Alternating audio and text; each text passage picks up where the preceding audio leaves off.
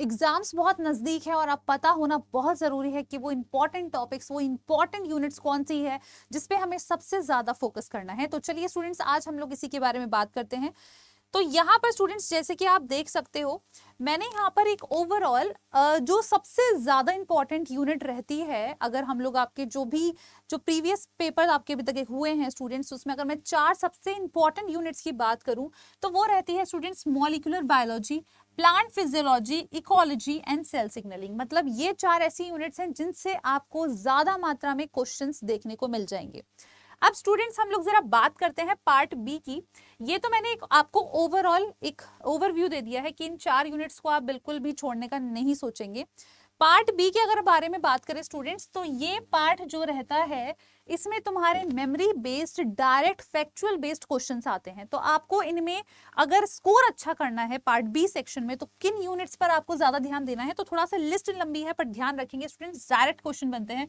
जैसे कि यूनिट 1 जो रहती है स्टूडेंट्स, जिसमें आपको बॉन्ड्स वगैरह के बारे में चीजें इंफॉर्मेशन दी जाती है। यूनिट 3 जो रहती है स्टूडेंट्स, यूनिट 4 यानी कि सेल सिग्नलिंग, इसमें भी अगर मैं फोकस करूं तो जो सेल सिग्नलिंग वाला पार्ट है बहुत इंपॉर्टेंट है, उससे सबसे ज्यादा मात्रा में आपको क्वेश्चंस देखने को मिल जाएंगे अगर मैं सेल यूनिट में से सेल सिग्नलिंग वाले की पार्ट करूं तो। और अगर हम बात करें स्टूडेंट्स एनिमल फिजियो में से भी तुम्हें डायरेक्ट क्वेश्चंस देखने को मिल जाते हैं, जैसे ब्लड पर सबसे ज्यादा क्वेश्चंस देखने को मिले हैं और हार्मोन्स पर सबसे ज्यादा क्वेश्चंस देखने को मिले हैं। तो अगर आप ये यूनिट छोड़ रहे हैं तो प्लीज ये टॉपिक पर जरूर ध्यान दीजिएगा।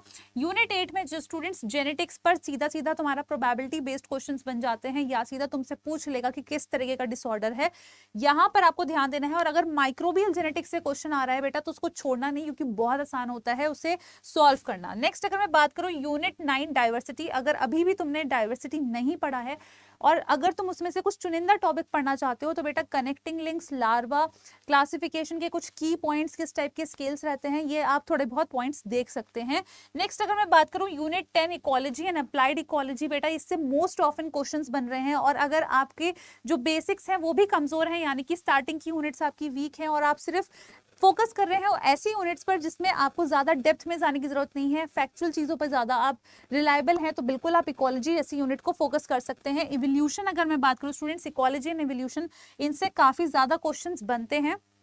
नेक्स्ट आती है यूनिट 12 यानी कि अप्लाइड बायोलॉजी। और अप्लाइड बायोलॉजी जो है स्टूडेंट्स, यानी कि बेसिक चीजें तो आपको पता ही होनी चाहिए, बेसिक टेक्निक्स आपको पता होनी चाहिए, जो कि आपने इन सभी यूनिट्स में कहीं ना कहीं पढ़ी होंगी।